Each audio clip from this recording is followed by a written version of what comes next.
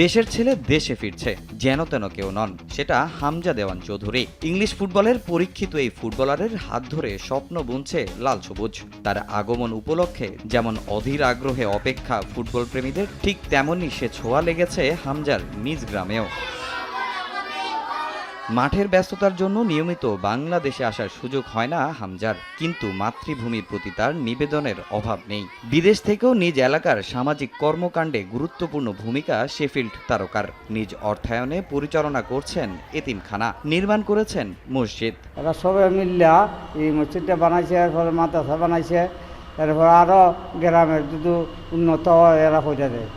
আমরা চৌধুরী আমরা একটা ইতিম হলক খুলে দিচ্ছেন, আমরা এটার মধ্যে পড়ি। সবাই বইয়া রয়েছে দেখতো হামজা ভাই যে আমরা সবাই বরাত করুন, আমরা সকল খুশি।